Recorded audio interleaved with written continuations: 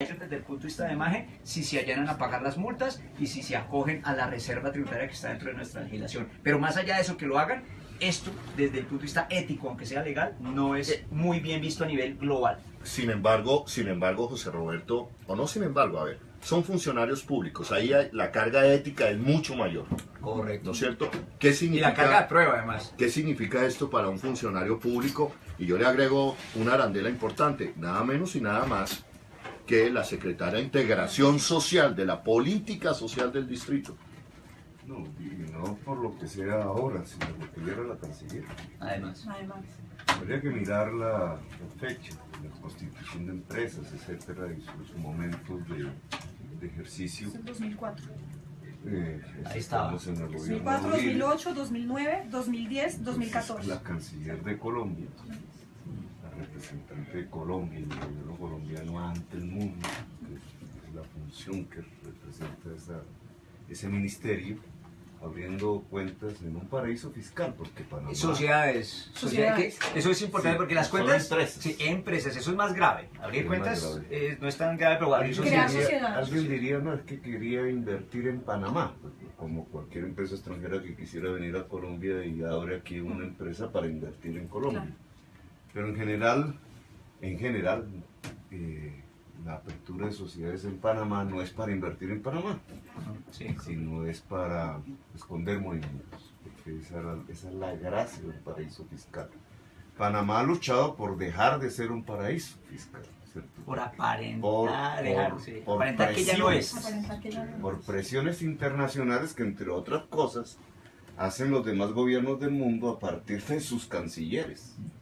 Entonces, ¿cuál era el papel de la canciller de Colombia en el gobierno de Uribe? Alrededor del tema de los paraísos fiscales, del lavado de activos, de la lucha contra el narcotráfico, cuando ella misma estaba abriendo sociedades en un paraíso fiscal. Correcto. Ahora, el tema de función pública es un poco más amplio, no es solamente el funcionario público, o congresista, servidor público, el concepto más amplio, sino hay personas que tienen una función pública sin ser funcionarios o sin ser servidores públicos. Un contratista del Estado ya ejerce una función pública respecto a su contrato. Así sea el Grupo Santo Domingo, ejerce dueño de y es contratista por ello del Estado de contratos de concesión o de operación del espectro electromagnético, por ejemplo. El periodismo en general, al asumir una función pública, que es la comunicación social, tiene una función pública. Incluso si uno fuese hacia el tema religioso, un sacerdote, al asumir un papel de líder religioso en una comunidad X, cualquier religión, aunque no es una función pública desde el punto de vista del servidor, adquiere un estatus público. Y por eso es que si un sacerdote, por ejemplo, comete un delito, la pederastia, pues se le critica mucho más, o incluso si tiene una relación, siendo uno de esos, una religión de esas que prohíbe la relación sexual, ¿cierto? Que tenga el celibato. El celibato, como yo no soy muy experto en esa materia, pero el celibato, Yo pues, tampoco. y si él rompe esa regla, pues se le critica porque pierde su autoridad, pierde su credibilidad. Lo que estamos viendo es que prácticamente con los Panama Papers, casi toda la prensa colombiana, vía periodistas, vía directores, vía propietarios de los medios de comunicación estaban en la lista. Estaban en la lista. Y los que faltan, ¿no? Entonces, un análisis como el que hacemos aquí en esta prensa alternativa, porque no se puede hacer allá, porque sus dueños están en los Panama Papers. Tocar muchos callos. Vamos, entonces, sigamos con un segundo nombre, pero yo les quiero, yo quiero preguntar, ¿estamos ponchando al aire los Twitter que están llegando, Cristian? Por favor, Yo eso es antes, importante. Holman, quiero hacerle una pregunta a la secretaria de Integración Social, y es si esto aparece en su declaración de bienes y rentas de la función pública. Hay un lugar en el que dice que hay que declarar una participación en asociaciones, juntas directivas y sociedades. ¿Usted declaró su participación en estas sociedades? Por favor, anoten eso en sus Twitter, anoten eso en sus redes sociales. Repitamos la pregunta y por favor diríjansela a la secretaria de Integración Social, a la doctora María Consuelo Araujo. Repitamos la pregunta, por favor. Secretaria de Integración Social, ¿usted declaró su participación en asociaciones, juntas directivas o sociedades en su declaración de bienes y rentas de la función pública? Y como decía José Roberto, es blanco-negro, ¿no? ¿Esto es sí o no? ¿Sí o no? Sí. Segundo nombre. Pues sigamos con el gabinete del señor alcalde Enrique Peñalosa y ahí encontramos a Juan Pablo Bocarejo, secretario de Movilidad, con la empresa Pablo Emilio Bocarejo, Ingenieros, Consultores y Compañía. Esta empresa aparece, existe, tiene una página en la que explican que hacen consultorías, su trabajo de ingeniería y todo esto. Entonces, y uno de los argumentos que han dado es que los movimientos cambiarios en Colombia son muy difíciles, que comprar y vender dólares, que si yo genero un servicio profesional a un extranjero, se vuelve un lío. Pues esto es mentira, esto no es así. He operado en bolsa desde que la ley 9ª liberalizó el sistema cambiario. Uno firma un formulario donde se detalla si es un pago de prestación de servicios, honorarios, exportación o importación. Y en el mercado se compra y el mismo día tengo la plata. O sea, ahí no hay ningún lío. Se pagarán impuestos porque tendré que declarar. Esa declaración se remite al Banco de la República. Es una especie de mini declaración de renta. Pero yo no veo desde el punto de vista práctico o que facilite el tema operativo en una empresa el tener una sucursal en Panamá. Al contrario, tengo un riesgo reputacional a nivel internacional, no es una cosa local, ahorita con la ebullición de este tema, sino a nivel internacional el tema reputacional se ve afectado si a usted le encuentran algo en Panamá. Y eso lo saben los panameños, por eso son tan celosos con tratar de disimular que son paraísos fiscales cuando lo son. Y hacen un efecto, generan una publicidad de Cancillería tremenda para tratar de moderar ese calificativo de países serios como los de la ONU. Juana, ¿desde cuándo está creada esta sociedad? ¿Y nos repites el nombre de la persona? Está desde el 2004, Juan Pablo Bocarejo, y la sociedad se llama Pablo Emilio Bocarejo, Ingenieros, Consultores y Compañía. Es una empresa en la que también aparece el papá del secretario de Movilidad. Todo plantea que es una empresa familiar, ¿no? Constituyen un mismo beneficiario real. Entonces vale la pena recordarle a nuestros televidentes, Juan Pablo Bocarejo es el actual secretario de Movilidad de la administración como concejal. Le he hecho diferentes reclamos porque fue una persona que hasta diciembre del año 2015 creyó, promovió el metro subterráneo en la ciudad de Bogotá, con los estudios que hizo la Bogotá Humana. Pero ya Juan Pablo Bocarejo, modelo Peñalosa, empieza a echarse para atrás en cuanto al metro subterráneo. Sobre este funcionario público... Pensé que me iba a preguntar sobre el metro. Tendríamos un problema por hacer. Pero es lo mismo, digamos, y tiene que ver, independientemente de la calidad profesional de Bocarejo, que trabajó para nosotros también, ¿cierto? No como funcionario, sino en temas de asesorías, etc. Independientemente de la calidad, ¿qué es lo que lleva a ciudadanos con cierta capacidad económica a abrir cuentas en Panamá, o a abrir sociedades en Panamá, o a mover transacciones financieras en Panamá? Si no es una cultura que obviamente no está en los habitantes de Ciudad Bolívar, en los habitantes de barrios populares, unos trabajadores de... No pueden. No conocen una tarjeta de crédito. Sí conocen un dólar. Nosotros sí aparecemos en unos papeles, esos se llaman data crédito. Data crédito, o sea, ahí estamos reportados. La mayoría de colombianos estamos en data Los data crédito papers. Entonces, Y por deberle a sociedades inscritas en Panamá, como pues Claro, ahí viene, porque hay una Exacto. correlación, que finalmente el debate al final es ese, hay una correlación estrecha entre quienes están en data crédito y quienes están en Panamá. en Panama Papers. Y es que los unos no pueden existir sin los otros. Eso lo había pensado así, pero... Repítanos ese concepto, Gustavo. ¿Cómo es? Hay una relación estrecha entre la lista muy pequeña comparada con la población colombiana de quienes están en Panama Papers con los que están en Data Credit. Data Credit Papers. Sí, esos son los otros. Unos viven de los otros. Claro. Exacto. ¿Cierto? Si no existieran los colombianos que se llevan su plata y no pagan impuestos en los Panama Papers, con mucha seguridad, mucha gente tampoco estarían Data Credit. Seguramente. Porque tendrían mejores oportunidades en la vida que la que toca a la mayoría de los colombianos.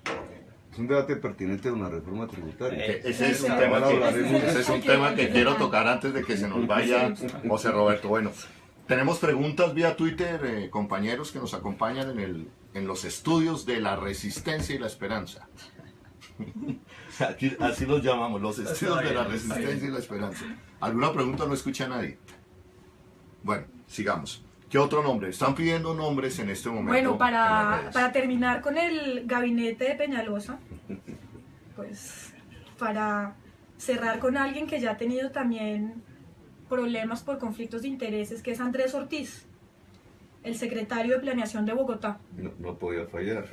Ahí aparece otro Andrés Ortiz Gómez, pero en la empresa, en la sociedad Yao Nois S.A., también aparece su esposa María Gabriela Polanía Mejía. Entonces yo creo que sí es ese, que es el mismo, ¿no? Ahí hay una correlación con su pareja y con él. Con Z y con Y. Exactamente, Correcto. ahí... ¿Aparecen los cambios de letras también? No, ahí no hay cambios de Como en letras. el caso de Arismendi. No, ahí no hay cambios de letras, ahí hay 3 sociedades que aparecen a nombre de Andrés Ortiz Gómez. ¿Nos puedes decir los nombres, por favor?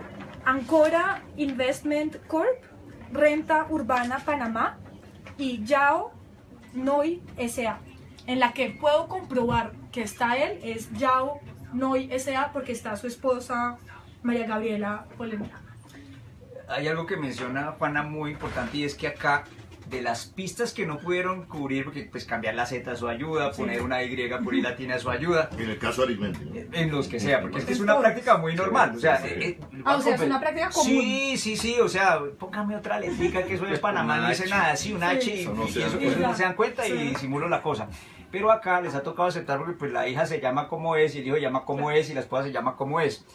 Y ojo con esto, Juana, eso constituye un mismo beneficiario real. A mí me ha llamado la atención la excusa de algunos que dicen, no, pues que es mi hijo o mi esposa y lo que hace la mano derecha no lo ve la mano izquierda. Eso se parece a una escena del Padrino cuando el señor Vito Corleone dice que en la mesa de comer no se habla de negocios y que las señoras no tienen por qué conocer lo que hacen los señores. Pues eso solo pasa en las películas porque la esposa de uno sabe, por lo menos por la cara o el color que tiene uno. Sí. Sabe sospecha encontrar más la señora que los periodistas. Y probablemente uno le dice, mi amor, fírmame acá. Eso tal vez solo le pasa a Valery Domínguez, ¿no? Pero ya después de 2 o 3 años de matrimonio ya le dice, venga, mijo, explíqueme qué es eso. No es de matrimonio, después de 2 tundas. Bueno, exacto. Entonces, Eso fue aquí el tema no se trata de decir que como es mi hijo y no yo, entonces yo no tengo nada que ver con eso. Por favor, en la legislación colombiana existe un concepto que se llama el beneficiario real. Entonces, José Roberto, hay una pregunta. Entonces, cuando uno dice, no, es que yo son mis hijos los que aparecen y yo solo aparezco como beneficiario. Dijiste esa palabra. Si ellos dicen beneficiario, están confirmando algo, repito, que existe en nuestra legislación bursátil, lo debe saber el superintendente financiero, que se llama concepto de beneficiario real. En las juntas directivas, cuando yo tengo unas acciones y mi hijo tiene otras, y mi hija otras, y mi esposa otras, se suman en totalidad como beneficiario real. Así me separe, así no los quiera, así los vaya a desheredar, que además no se puede. Pero ese concepto de beneficiario real desarticula la argumentación de que son mis hijos y que mi mano derecha no sabe lo que hace la mano izquierda. Muy bien, José Roberto. Juana, ¿aparecen beneficiarios? Este tema de Andrés de Ortiz. Andrés Ortiz, secretario de Planeación. Secretario de Planeación, que es un constructor, ¿cierto? Emparentado con los propietarios de concreto. Y él mismo, digamos, un constructor, se mueve en ese escenario de la especulación inmobiliaria, porque lo que está sucediendo hoy en Bogotá, y ese nombre de esa empresa, Renta Urbana, rentar del suelo, ¿sí? Que no es producir del suelo. Aquí ni siquiera estamos hablando del señor que hace papa frita o cervezas, ¿sí? o gaseosas, o produce textiles, etcétera, que hace un proceso. Que hace un valor agregado en la sociedad. Un valor agregado. Estos son especuladores. Y entonces usan los cambios del uso del suelo, están pendientes del mercado inmobiliario, no solamente en Colombia, sino en el mundo, para hacer apuestas al estilo casino, y mover capitales y ganar simplemente con la firma de un funcionario. Entonces, el que un funcionario de estos que esté defendiendo la especulación inmobiliaria, en el caso de la Thomas van der Hamen, los cálculos que yo he hecho, es que primero ya los propietarios de la Thomas van der Hamen son este tipo de personajes, sí, ¿cierto? Ya no son los viejos hacendados que lo heredaron por allá de PPCR, de más. Hace 50, 100 años, no, ahora son señores que invierten, están moviéndose en la especulación, entonces compraron esas tierras a precio rural, 30,000 pesos metro cuadrado, 40,000 pesos máximo, y moviéndose en la política, en la forma de incidir sobre los políticos, financiando sus campañas y llevándolos a los matrimonios de sus hijas, el lobby, y tomando whisky con ellos y haciéndolos participar de sus negocios. Pues hoy, si este señor Andrés Ortiz, llegase a tomar con Peñalosa la decisión, incluso de decretar el POP, si el Consejo no se lo aprueba, porque pueden, la destrucción de la reserva Thomas van der Hamen y su conversión en suelo urbano, el metro cuadrado se vuelve 1.000.000 de pesos. Y cuando usted hace el cálculo en las 1.500 hectáreas, quitando áreas de cesión, ese es un negocio de 4.000 millones de dólares. Otro reficar. De dólares. Que pagarán Dólares. quienes vayan a vivir ahí a través del precio de sus apartamentos, etcétera, a los poseedores de esa tierra. ¿A dónde se van esos 4.000 millones de dólares? A la especulación. Al bolsillo y a Panamá. A este tipo de renta cosas. urbana. Y ya que ha tocado Gustavo el tema del consejo, eso ya digamos me compete a mí como concejal electo. Lo que le hemos pedido a la administración de Enrique Peñalosa es que el tema de la Van der Hamen lo saque del plan de desarrollo. Y utilizaron una forma muy, digamos, muy vulgar de alguna manera. Si usted pone en el buscador del plan de desarrollo, nunca aparece el nombre de la reserva Van der Hamen, pero aparecen los proyectos urbanísticos que quieren hacer dentro de la reserva. Ciudad Paz, Ciudadela Paz, Ciudadela Río, Ciudadela Borde, en fin. Cuando hoy está prohibido. Para omitir el nombre de la reserva. Por eso la petición fue, los concejales hacen la eso, petición fue esa. La petición fue, hay que sacar, porque hoy la potestad de la reserva Van der Hamen está en la CAR. El consejo no puede dirimir un conflicto, ni puede decir nada sobre una reserva sobre la cual no tenemos competencia el día de hoy. Es un prevaricato. Está prohibido, es un delito, si lo llegan a hacer, es un delito. Entonces, e incluso quienes presentaron el proyecto ya cometieron un delito. Por eso no aparece como nombre reserva Van der Hamen. Pero bueno, aquí en este tema el señor Andrés Ortiz no solamente tiene un lote en la Van der Hamen, sino unas sociedades en un paraíso fiscal. Yo quisiera hacer una moción de orden frente al desarrollo de Gustavo Petro sobre la especulación, porque es que yo me he dedicado a la especulación por cerca de más de 20 años. ¿En qué sentido? En bolsa, yo soy un corredor de bolsa. Un espacio. Sí, eso le dijo en la entrevista. Sí, debo advertir. Y es más, hice una columna en El Espectador defendiendo a los especuladores y dije, quiero que mi hijo sea especulador, y eso me llovieron rayos y centellas. Pero insisto en eso porque yo especulo sin información privilegiada. Especulo de forma transparente, especulo con simetrías de información, y ahí en la apuesta 50 que gano o 50 que pierdo, y puedo perder. Pero cuando ya lo hace uno, como usted muy detalladamente lo describe, con información privilegiada, eso es delito. Hay una película muy famosa que todos hemos visto muchas veces que se llama Mujer Bonita. Pretty Woman. Todo el mundo le para bolas a Richard Gere y a Julia Roberts. Pero hay una escena, y ojalá la próxima vez que vean la película, ya me listaré la película, pero yo que soy financiero, yo me fijo en esas cosas. Cuando Richard Gere, que se toman presas para después deshuesarlas y venderlas a pedazos, arrincona al dueño de un puerto y le dice, acabo de hablar con unos senadores para que no les den el contrato. Y con eso te ahorco, porque si no tienes el contrato, no te prestan los bancos y me tienes que vender el puerto a como a mí me dé la gana. ¿Sí? El otro le dice, pues eso es ilegal, eso es una vagabundería, o sea, su papá que estuviera vivo sería terrible. Y dice, sí, ¿y qué? Ya cambia, bueno, hay un debate ético interesante ahí, pero eso es importante que este país lo entienda. La política se utiliza como negocio. Pues eso es corrupción. Y es una corrupción, es que eso está, Delincuencia. está en el Información Código privilegiada. Penal, uso de información privilegiada. Eso no se puede hacer. O inducir decisiones con beneficio propio, y eso también está definido por la ley que se llama conflictos de interés. ¿Ah? En otra película, para rematar, Wall Street, a Gordon Gekko, que es un antihéroe, es un tipo que dice que la ambición, ante otro dicho, es buena. ¿Sí? Lo echan a la cárcel por uso de información privilegiada. Por esa razón, por ese conflicto de intereses, yo pasé un recurso ante la Procuraduría General de la Nación denunciando el conflicto de intereses que precisamente tiene el secretario de Planeación. Señor Procurador, se está demorando bastante. Ya vamos para 3 meses si usted no define ese recurso. Pero bueno, seguimos con otro nombre, Gustavo. Seguimos con otro nombre. Ustedes hicieron la investigación. Porque yo iba a decir, pongan a Alejandro Ordóñez. Pues hablando de concejales. ¿Alguien ha buscado el nombre de Alejandro Ordóñez a Solo que él propósito? pone su plata No, yo no lo busco. en la sociedad San Pío X. Que no sea la caja vocacional, ¿no? Que pues sería un poco complicado.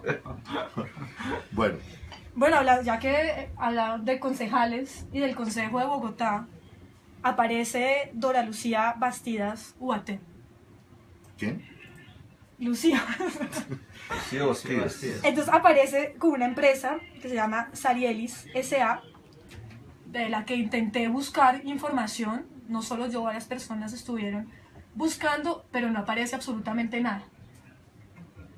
En ese Entonces, caso, José Alberto, una empresa que no hay rastros, ¿no? No hay ni un dominio, Solo está el internet, cascarón. no hay nada. Pero ¿qué dice exactamente? Y yo quiero decir, ¿En qué año?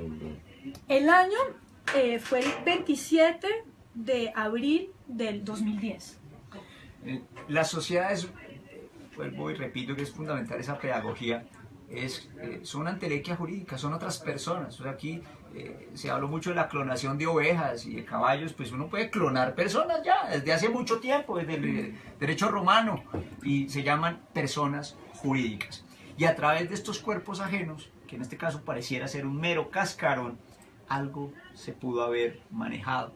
Y ponemos el ejemplo otra vez de la capa de invisibilidad de Harry Potter, ¿no? Entonces yo armo una sociedad y con esa capa escondo la verruga, el lunar, el defecto. Pues uno no esconde las cosas buenas, sino las cosas malas.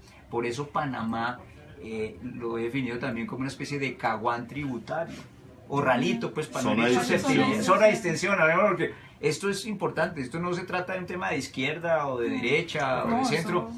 Debo advertir que yo trabajando en bolsa, pues de izquierda medio por ahí. Lucía ha estado en todos esos colores. Ah, eso sí, todo el arco iris. Lo interesante es que, por ejemplo, ella hasta hace unos años tenía una deuda con el ICETEX de sus estudios. ¿Ya lo pagó? Creo que sí. Bueno, muy próspera en los negocios y seguramente transmita ese talento para hacer plata. Ojalá, pues en lo público tal vez no es pertinente, pero en lo privado. Pero aquí, y yo tengo mucho amigo en bolsa que me ha dicho, ¿usted por qué da tanto garrote con eso de Panamá? Usted está entendiendo mal. Y pues lo entendí más durante 20 años habiendo temas offshore a nivel internacional. Y sí les talla un poco, y debo decirles de todo corazón a mucho amigo que ha aparecido en los Panama Papers, que pues ¿a qué horas lo hicieron, muchachos? Eso ustedes sabían que no se veía bien. Uno no solo basta ser sino parecer. Es como en el colegio que le dicen, no se meta con ese de allá porque va a salir con el ojo colomino. Y va y se mete y llega con el ojo colomino. Pues señores, se les advirtió, se les dijo, estas listas no son para sentirse VIP ni snob, aunque uno que otro dicen, ay, ojalá yo saliera en la Panama Papers, pero acá los que han salido Hay en gente eso, así. sí, no, el snobismo es simpático, claro que, porque no saben qué es lo que hay detrás, o les parece muy cute. No, esto de cute no tiene nada. En Islandia renunció el primer ministro, en Inglaterra el señor Cameron le tocó dar explicaciones y va a tener que seguir dando explicaciones. En España... Esa sí una prensa que lo tiene en la no, mira. es que aquí, como lo mencionaba Gustavo Petro, cuando ya los medios de comunicación están coaptados por un escándalo como este, pues tienen rabo de paja, así de sencillo. A mí no me cabe en la cabeza que en el próximo debate de reforma tributaria, directores de medio de comunicación de manera tendenciosa empiecen a orientar a la comunidad que va a ser en últimas la víctima, como lo explicaba aquí Gustavo Petro, que va a sacar de su bolsillo. Es que la gente tiene que entender, búsquese en el bolsillo cuánta plata tiene, pues parte de esa plata la va a tener que entregar en la reforma tributaria porque los señores que están en Panamá no pagaron debidamente sus impuestos y nos toca cubrir un hueco que ellos no quisieron tapar. Así que esto le toca a cada ciudadano. Este tema de los Panama Papers no es un tema abstracto, no es un tema jurídico, no es un tema ya de Cancillería o de la DIAN, es un tema que toca a cada uno de los ciudadanos bogotanos y de todo el país, porque cuando empiecen a pagar el IVA a la leche, el IVA a los huevos, esos 200 pesos, esos 400 pesos fueron los que no pagaron, los que de alguna manera subterfugia a través de estos vehículos de inversión evadieron y eludieron impuestos en Colombia. Así que si no reaccionamos con en este cuarto de hora de ebullición del escándalo, pues apague, vámonos, ya estamos solos en está esto. apuntando, José Roberto, hacia la reforma tributaria que viene, ¿es correcto? Que es aterrador. Okay. Sí. No, yo quiero preguntarle a Gustavo, bueno, Lucía Bastidas, Sí, pues es una la concejal- punta de lanza de Enrique De Peñalosa Peñalosa. en el Consejo de Es Bogotá. una concejal del Partido Verde. Y el Partido Verde debería explicarnos qué pasa. Igual que el concejal Inestrosa Rey, que aparece en los Panama Papers, debería dar una explicación. Digamos, cuando el ministro de Islandia renuncia, o cuando el señor Cameron Cameron. se ve en afugias por Acorralado. hacer la lista, ¿Y qué hago? es por una realidad que existe en esas sociedades y en esos países, un mayor valor de la ética, una valorización de lo público, que es producto de una sociedad democrática, porque al final una sociedad democrática es una discusión, hace que lo público sea público, es decir, de todas y de todos. Cuando aquí aparece el presidente del consejo, no pasa nada, como si, No pasa nada. incluso como si hubiera aparecido en la lista de una revista de Jet Set. Pues lo que está mostrándonos es que una sociedad que no valora lo público, que no cuida lo de todos y todas. Así se llevan la ETV, así terminamos en los desastres humanitarios en los que hemos terminado en Colombia, porque no hay un valor democrático alrededor de lo público. Pues ya son dos concejales en lo que va, Lucía Bastidas Y Roberto Inestrosa, Roberto presidente Inestrosa. del Consejo de Bogotá. Les doy una información. ¿Cuántas personas creen que nos están viendo en este momento, Gustavo? La vez pasada llegamos a 1000, 3000. Bueno, Juana, También voy por los 1000. José. Me sumo a ellos que no soy... Bueno, en este momento le doy un saludo a las 3.500 personas que están en este momento en transmisión. ¿Usted ha tenido un salón de clases de 3.500 personas? José Roberto? Lo han querido hacer en la educación pública porque hacia allá van, Hacia pero allá vamos. nos hemos opuesto a esas economías de escala en la educación que no funcionan, pero esto es Bueno, obviamente más sí. amable. Ahora, yo quería, porque esto del jet set, mira, en esos paraísos fiscales, en los que está Lucía Bastidas e Inestrosa Rey, Y el hermano. están todos los vendedores de armas del mundo, todos los traficantes en personas del mundo, de niños que llevan esclavos, de mujeres que llevan a la prostitución en el mundo. Están los narcotraficantes, los lavadores de activos. La lista del jet set es de ellos.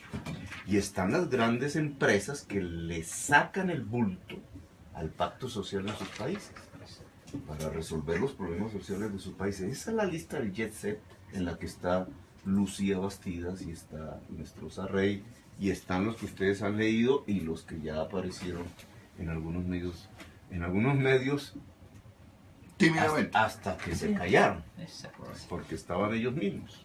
Que eso es lo triste, el silencio. Yo la verdad a la invitación de Holman y de Juana, dije, acepto de una, porque esto dura, este escándalo dura 15 días y ya. Y ahora, y sigan pagando sus impuestos ustedes, porque si no reaccionan, pues la culpa también es de ustedes. Aquí boto agua para todo lado, ¿sí? Pero entonces ahí, José Roberto, la pregunta es, ¿cuál es la reacción que debería tener hoy la sociedad bogotana? La sociedad del país, la sociedad colombiana, que somos la mayoría de gente honesta que sí pagamos impuestos, que sí estamos en data crédito. ¿Cuál debería ser la reacción en este momento? Es una palabra que usó Holman hace un rato y que además usa también el Centro Democrático, es que es el de la resistencia, ¿no? Pues viene se la robó. Se la robó. Sí. No hagan ni nada menos. Nada más. El tema de la resistencia, que es una palabra tan importante, históricamente, pues yo creo que hay que aplicarla y lo he escrito ya. ¿Cuál reforma tributaria? Hasta que no me arreglen o no me levanten ese tapete y recojan las monedas de oro que hay debajo de ese tapete, no me saquen los centavitos del bolsillo. Entonces, esa hipocresía o ese cinismo con el que el gobierno, ayer estuvo en Londres hablando además de corrupción, ¿no? Y diciendo que la reforma tributaria es o no es para consentir a los inversionistas extranjeros, que además en muchos casos son hasta alcahuetas con los paraísos fiscales. Yo creo que los colombianos tenemos que concientizarnos de que no, a mí no me saquen los pocos centavitos de monedas de cuero que tengo en el bolsillo hasta que las monedas o las morrocotas de oro que hay allá en Panamá no se declaren y se pongan sobre la mesa. Pero yo quiero ponerlo de una manera más gráfica, tratando de que lo entienda la mayor cantidad de gente que nos está viendo en este momento, José Roberto. Aquí hay una clase dirigente, una clase empresarial, que está evadiendo impuestos. O por lo menos eludiendo. O por lo menos, corrijo, por lo menos eludiendo. Y esa clase dirigente está en este momento, o se aproxima en las próximas semanas, a generar una nueva reforma tributaria para decirnos a los colombianos que tenemos que pagar impuestos. ¿Cuál es la autoridad moral de esa clase dirigente? Y ustedes que nos están viendo, ¿qué vamos a hacer? No, la única movilización y hablando de paz, porque aquí viene un nombre, y me adelanto, Juanita, aquí viene un nombre que tiene que ver con esa clase dirigente empresarial de hoy, Juan Carlos Echeverri, presidente de Ecopetrol. Pero ahorita desnúdanos gráficamente que es una reforma tributaria en manos de evasores de impuestos. A ver, eso es... No, eso no tiene presentación.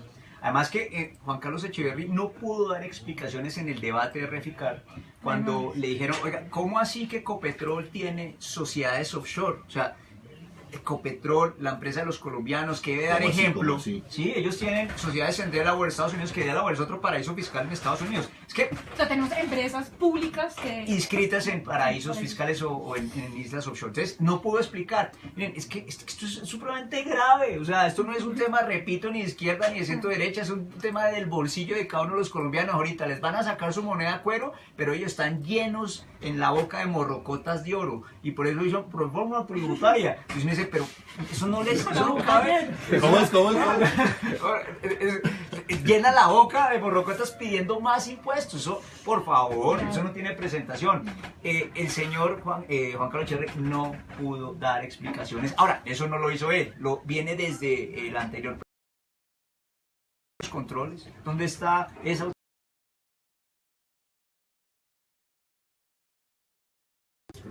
Miembro de Junta. Sí, ministro. Él es como de esos funcionarios eternos, ¿no? Nunca salen de... Siempre va muy bien. Es talentoso. Pero antes de ser presidente de Ecopetrol, ocupó cargos. No recuerdo si fue ministro de Hacienda. Fue ministro de Hacienda y miembro de la Junta Directiva de Ecopetrol, que eso era lo que les decían. Exacto. Si usted como... Es que él dijo, es que eso fue antes de mi administración. Bueno, pues usted era miembro de la Junta Directiva y uno en las juntas directivas se entera de qué es lo que está pasando. ¿Cómo un ministro de Hacienda puede tener cuentas Además. en un paraíso fiscal? Sí. O sociedades. El Sociedades. ministro de Hacienda es el que precisamente es el que hace el proyecto de cobro de impuestos a los ciudadanos. Esta existe desde Perdóname, te 2003. interrumpo, Gustavo, rápidamente. Ustedes que nos están viendo, pregunta para el gerente de Ecopetrol, doctor Juan Carlos Echeverri. Háganle la pregunta vía Twitter. ¿Cómo es posible que Ecopetrol o un ministro, exministro de Hacienda tenga cuentas en paraísos fiscales? Háganle la pregunta. Para eso están y para eso también sirven las redes sociales. Continúe, Gustavo, por favor. No, pues ahí hay una Esto es parecido a lo de Arismendi, pero en otra dimensión, digamos. Porque Sí. Arismendi es el que usa el micrófono para atacar a alguien que no tenía cuentas en los Panama Papers, sabiendo él mismo que él sí las Que él tenía. estaba.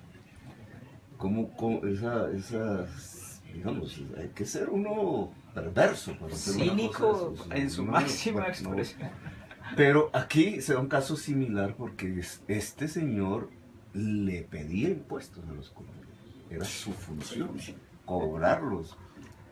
Era, como ministro, la diana está escrita al Ministerio de Firmar Hacienda, la cuenta etcétera, cobro, así. presentar los proyectos en el Congreso de reforma tributaria, defenderse cuando tienen sociedades en los paraísos. Entonces, digamos, ahí hay una doble moral profunda, ¿cierto? Porque le piden a una señora que pague IVA, pero todavía no han podido por la leche. Pero Van por eso, siempre- van por eso, siempre- van por eso. Esa ya la ahí están Yo fui apuntando. cuando fui congresista, como 15 reformas tributarias, siempre iban a ponerle leche al aceite, a la leche, a los huevos.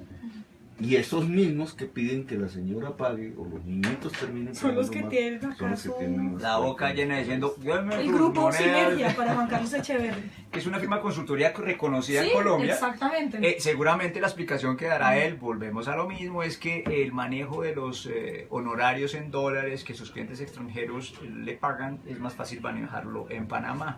Y esto desdice mucho de sus competencias como ministro de Hacienda, porque él debe saber que aquí hay vehículos muy expeditos para comprar y vender dólares. Entonces no creo que, por lo menos para los conocedores del mercado, eso sea aceptable. José Roberto tiene que salir, pero antes de tu partida, José Roberto, primero las gracias. No, muchas gracias por a ustedes, creer, de verdad, por- muy reitero, amables. por y creer me en alegra este compartir proyecto. hoy esto. Es un espacio en el que me siento como, curiosamente. Yo pensé que usted iba a ser el hombre más apetecido por la prensa cuando sale el Sí. escándalo del Panama No, Papers. me entrevistaron en Hora 20, Diana Calderón. Le gustó tanto la entrevista que en su columna del diario El País citó lo que yo dije en la entrevista. Probablemente, pues siento tan Pero Estaba allegado a- borrando ese pedazo de la Pero no te volvió a llamar. No, Diana, a quien aprecio muchísimo, pero pues seguramente pues qué encrucijada en la que quedó después de las declaraciones que di en Hora 20 de Caracol. Claro. José Roberto, una conclusión, un mensaje para nuestros televidentes en este momento antes de que salgas. Van a inundar de explicaciones muy técnicas y muy jurídicas y muy sofisticadas del por qué la existencia de estas sociedades en Panamá. Y no hay tal. Esto es muy sencillo. Aquí armaron estos vehículos de inversión, armaron estas capas de invisibilidad de Harry Potter para ocultar la verruga, el lunar o para que no vieran su prosperidad económica que tanto necesita el país. Es así de sencillo. Explicaciones adicionales no son más que distractores y es importante que aquí se distinga lo jurídico de lo ético. Puede que haya sido legal en algunos casos, puede que no en todos, pero lo ético es realmente el punto clave que hay aquí detrás. Bueno, José Roberto, muchísimas gracias. Yo le reitero mi invitación. Aquí usted tiene Justicia Tributaria, el think tank que usted maneja. Tiene un espacio cuando quiera, un espacio aquí en la televisión más humana. Esta es una propuesta alternativa que se fortalece en la medida de que mientras ellos callan, nosotros decimos. José Roberto, Muchísimas por haber gracias, venido. Anita. Chao, hasta pronto. Chao, un placer. Vamos a un corte de comerciales en este momento, mi querido Cristian, máster en este momento, desde el gran máster de visión de los estudios de la resistencia y la esperanza. Bueno, José.